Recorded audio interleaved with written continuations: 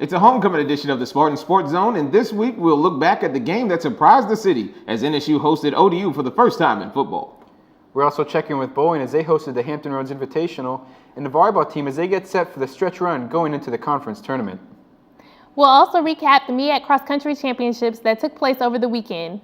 So much to get to on this week's edition of the Spartan Sports Zone, and it starts right now.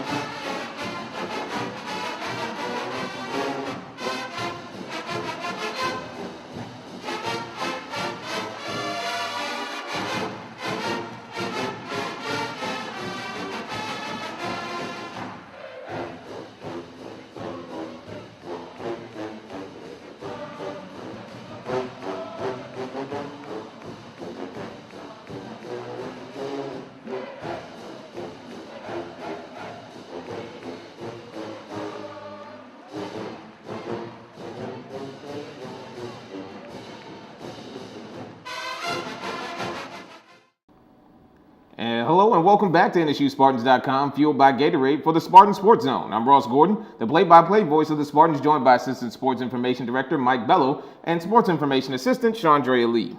We'll kick off the show this week with football. With all of the hype surrounding this game between the Monarchs and Spartans of Norfolk State, it was not surprising that we saw an inspiring effort from both teams. But most of the fans who showed up to the game probably did not expect the outcome. What a game and what an atmosphere at Dick Price Stadium on Saturday. We'll pick things up on the first drive of the game for the Spartans, as for the second week in a row, they had to deal with losing their starting quarterback. This week it was Omari Timmons getting the start, but he lasted only 4 plays on the afternoon. Timmons was hit hard by Richie Staten on the 6-yard run and did not return. Enter backup Tyler Clark, who started off hot, completing his first 4 passes of the day, including back-to-back completions to Deuce Finch for a total of 27 yards.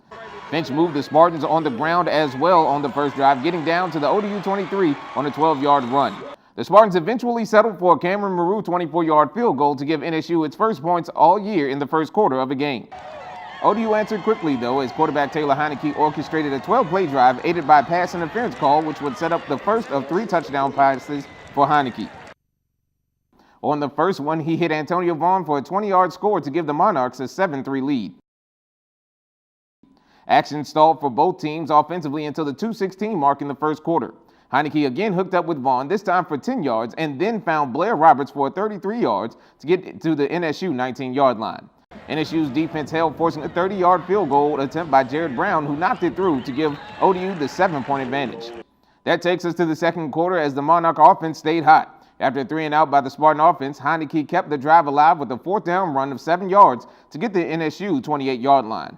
2 plays later, Heineke linked up with a Pinkard for a tough 22-yard touchdown grab to put the Monarchs up by a score of 17-3. Both offenses stalled out on their next drives, which brings us to the third quarterback of the day for the Spartans in Malik Stokes. Stokes, who had not played since Rutgers, led the Spartans to their first touchdown of the day. Finch got things going with a 14-yard scamper out of bounds, and then on the very next play, he breaks one up the middle for a gain of 11 to get to the Spartans' ODU 28-yard line. After Brendan Riddick got the Spartans to the 23-yard line, Stokes threaded the needle to get the ball to DeAndre Sangster, who broke a tackle to get in the end zone and pulled the Spartans within a touchdown.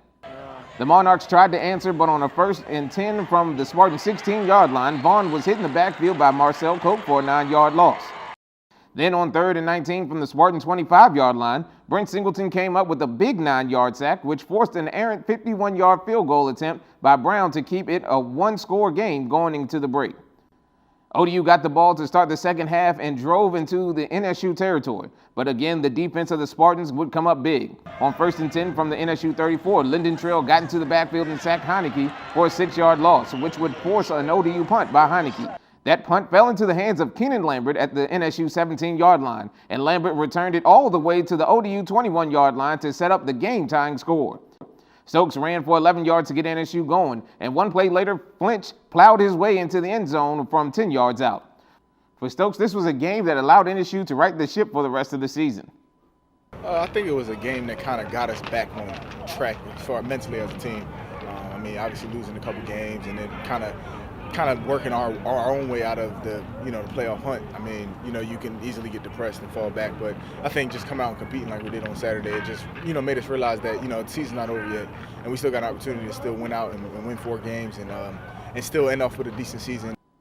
After that score, the Spartan defense again came up big on the next drive against the Monarchs. Driving deep into Spartan territory, the ODU offense fizzled out at the NSU 10-yard line. That forced a 27-yard field goal attempt by Brown, but the ball never came close to the uprights as Abdul Kamar came up the middle to block the kick.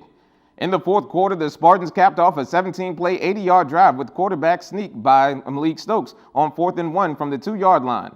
The score gave NSU a 24-17 lead with 13:58 left in the fourth. On the very next play, Heineke was looking for it all, but Colin Frazier made a one-handed interception to give the Spartans the ball back. NSU came up empty on the next possession, and ODU stormed back. The Monarchs used a 14-play, 72-yard drive to tie the game as Heineke linked up with Pinkard for the second time on the afternoon. The Spartans tried to answer starting from their own 32. Finch ran for 14 yards to the Spartan 46-yard line, and then on the next play ran for 20 more to the ODU 34.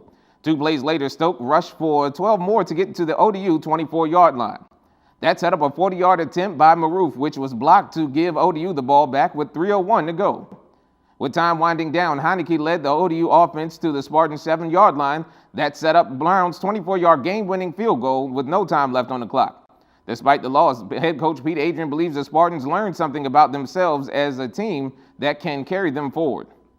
Yeah, I mean, no loss is ever a good loss. You don't like that. But I think one thing our team learned was that if they stay focused, they can play with anybody.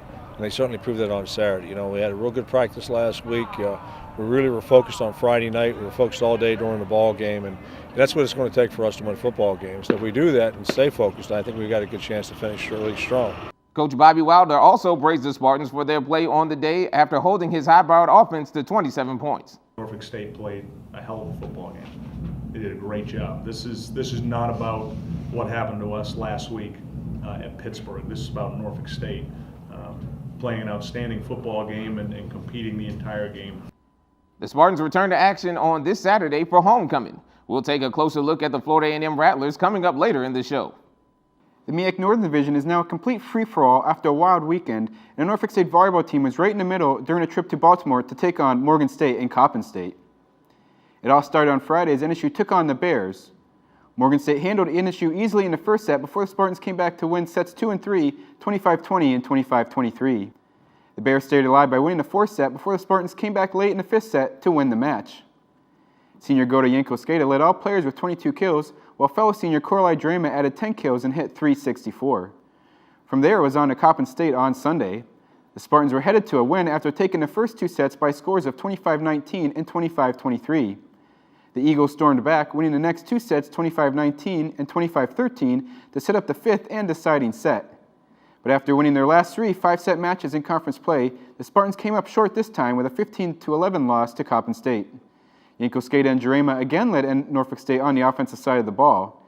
Yanko-Skata had a match-high 21 kills, while Jurema added 18 kills and hit a solid .552. The match against the Eagles was disappointing for head coach Brandon Duvall, especially after the Eagles made adjustments in those last 2 sets that NSU could not overcome. Definitely would be a huge disappointment for us. We fought very well, and going out and winning the first 2 sets immediately, should have given us a lot of confidence going into the third set. Coppin made some adjustments at the end that, going into that third set that really kind of put us against the wall. We recognized what those adjustments were, and, unfortunately we weren't able to get enough firepower from other positions. Norfolk State, Morgan State, and Coppin State sit in a 3-way tie in third place in the division at 5-4, with NSU currently holding the tiebreaker. The division is now up for grabs after previously undefeated Hampton fell to both Coppin State and Morgan State this past weekend. The Pirates still own first place at 7-2, with Howard right on their heels at 6-2. Only the top 4 teams in the division will advance to the MEAC tournament in mid-November. The men's and women's cross-country programs were in action over the weekend at the MEAC Championship in Princess Anne, Maryland. The women's team finished 4th overall with 84 points. Florida A&M claimed the team title for the 2nd year in a row with 52 points. Morgan State was 2nd with 57 points, and Hampton was 3rd with 73 points. The women had a trio of runners earn all MEAC honors with their top 15 finishes in the individual competition, including sophomores Adugna Deslin, Rachel Webb and Faith Summy. Deslin led all NSU runners with a time of 18 minutes and 45.1 seconds to finish 6th. Webb was 7th with a time of 18 minutes and 45.3 seconds. Summy was 12th in a time of 18 minutes and 47.9 seconds. In the men's competition, the Spartans took 4th with 94 points. Defending champion Florida A&M claimed the MEAC title with 30 points. Howard was 2nd with 68 points, and North Carolina A&T finished 3rd with 80 points. Senior Damtu Adnu placed 7th overall with a time of 26 minutes and 14.8 seconds to lead the Spartans and earn all MEAC honors for the 2nd year in a row. Also earning all MEAC honors was freshman Sammy Kiptu, who placed 8th with a time of 26 minutes and 16.7 seconds. Despite the Spartans being shorthanded, head coach Kenneth Giles was pleased with how well the Spartans competed this weekend. The 2013 cross-country championships didn't go too bad considering the circumstances. The young men and young women, they really performed, beyond their expectations, and we're definitely looking forward to the indoor and outdoor season. The coaches right now, they're on the recruiting warpath to try to, look at how we can improve the cross-country team going into the track season. The Spartan men and women are scheduled to compete at the NCAA Southeast Regional in mid-November. The Norfolk State bowling team hosted the annual Hampton Roads Invitational in Chesapeake, and the Spartans were one of 4 ranked teams and 10 teams overall to compete at the AMF lanes. Despite being disappointed in their actual scores, the Spartans did come away with a 4-1 record after the first day of competition on Saturday. Freshman Nicole Rivera Santiago had a solid debut in NSU's only home tournament of the year, as she averaged 197 in her 3 games on Saturday. Senior Thea Spears finished the day with a 183.6 average in 5 games and was honored on Sunday for Senior Day as the program's only upperclassman. The Spartans did limp to a 2-3 record on Sunday, though, and finished in 7th place for the tournament. Head coach Wilmina Harrison knows the Spartans were better than they showed this weekend. It was disappointing. Of course, the win-loss record is fine because that's on me. But for the girls to be successful is what I want. And they did have an opportunity to be successful this weekend. We just did not have any breakout games. I think we maybe had one really breakout game this weekend. And I know we're capable of bowling Bakers and individuals more than 200, averaging more than 200. So it was very disappointing, but we're going to work on it. We're going to work on it and get ready for the divisional. The first of 3 MEAC Southern Divisionals this year kicks off on November 9th in Greensboro, North Carolina. Coming up after the break, we'll put 2 high school sweethearts to the test in this week's segment of Know Your Fellow Spartan. We'll also hear from Coach Duvall about what his 2 upperclassmen have meant to the program with senior night scheduled for Friday. All that plus more coming up on the Spartan Sports Zone. Secure your future by getting a top-notch education only at Norfolk State University. With world-class faculty and facilities, a bustling campus life, and highly regarded programs in the College of Science, Engineering, and Technology in the School of Business, Norfolk State is one of Virginia's leaders in higher education. Founded in 1935 as a beacon of hope to the region's youth, more than 78 years later, the university remains a source of inspiration for those in the Hampton Roads region and beyond who aspire to fulfill their dreams. A military-friendly school in one of the largest military areas of the world, Norfolk State University is home to faculty researchers who have forged partnerships that have created cutting-edge virtual learning environments. With more than 30,000 alumni, Norfolk State has played a vital role in our community in the past and is serving in a critical role today, and will continue to be an academic leader in the future. Find out more at nsu.edu. Norfolk State University, infinite possibilities. Welcome back to the Spartan Sports Zone. For this week's edition of Know Your Fellow Spartan, it was a battle of the sexes as we paired up cross-country runners Cassandra Irizarry and Jerome Scurry. For more with Irizarry and Scurry, here's Chandrea Lee. Welcome to this week's edition of Know Your Fellow Spartans. My name is Chandrea Lee, and today I have cross-country runners Cassandra Irizarry and Jerome Scurry with me. These two have been high school sweethearts for 6 years, and they both went to the same high school in Bridgeton, New Jersey. We asked them a set of questions, and hopefully they didn't cheat, and they'll be able to answer the questions for us. And we'll start with you, Cassandra. Name a secret talent that Jerome has. Singing. Is that true, Jerome? Got it right. All right, Cassandra got the first one. Jerome, what secret talent does Cassandra have? Dancing. No. Oh my goodness, it's double Dutch. You're wrong. 1-0. Now, Jerome, tell us a little bit about that singing that you have. I mean, back in the day, you used to sing on the church choir and stuff. Oh, you want to hit a little note for us today? I can't even tell. I was back in my prime. No free concerts? I feel you. All right, Jerome, who is Cassandra's favorite actress? All right. See, actress, be a girl. See a movie she like. Hey, I'm gonna say Halle Berry. Halle Berry? She is, but I really have no preference. Oh man, that's too wrong for you, Jerome. Cassandra, who is Jerome's favorite actress? Favorite actress? I would say, I don't know her name, but she plays in Catalina. Is that the actress that you were going for? Nah, she's hold on, let me go to the right. Come on, man, you gotta have the right answer up. For the complete episode of Know Your Fellow Spartan, check back at our YouTube page, youtube.com/NSU Athletics later this week. The Spartan football team enters this week's contest with a 2-6 overall record, including 2-2 in conference play. Despite the deceiving record and what some people might think is a down year for the Spartans, quarterback Malik Stokes knows the team is much better than what their record indicates. I mean, obviously to other people outside of the program, that's what it looks like to them. Obviously, us in this program, we've known that, and we've known that we have a team that is capable of playing well like that every week and coming out with more victories. The Spartans will look to get back on track during homecoming weekend as NSU faces the 2-6 FAMU Rattlers, coached by first-year head coach Earl Holmes. The Rattlers are led by MEAC Co-Offensive Player of the Year Damian Fleming, who is struggling to live up to those high expectations.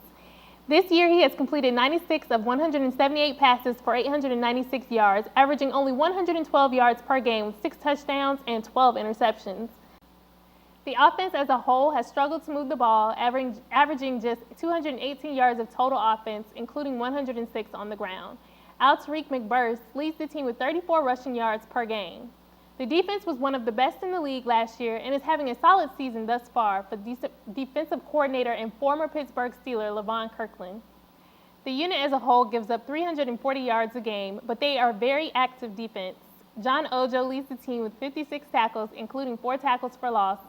As a team, the Rattlers have 9 interceptions and 16 sacks on the year. Despite Florida A&M's stagnant offense, Coach Adrian just wants the Spartans to worry about themselves against a team they have never beaten at home. Well, we have to just worry about ourselves. It's a team. We've only beaten FAMU once in the history of the school. We've never beaten them here. When we beat them down there. So that's the challenge it is for us. Plus, it's homecoming game. Hopefully, we'll have a nice crowd here, and the kids will pick right up where we left off on Saturday and really play with a lot of emotion, a lot of focus, and be spirited. Both teams are looking to creep back into the conference race and hoping that some things can happen at the top of the leaderboard to give them an outside shot at a MEAC crown. Game time is at 2 p.m. this weekend at Dick Price Stadium. Friday night marks another important battle in the MEAC standings for Spartan volleyball, but will also serve as senior night as the last home match of the year. NSU takes on Howard at 7 p.m. in Guild Gymnasium, looking to stay ahead of both Morgan State and Coppin State in the Northern Division standings.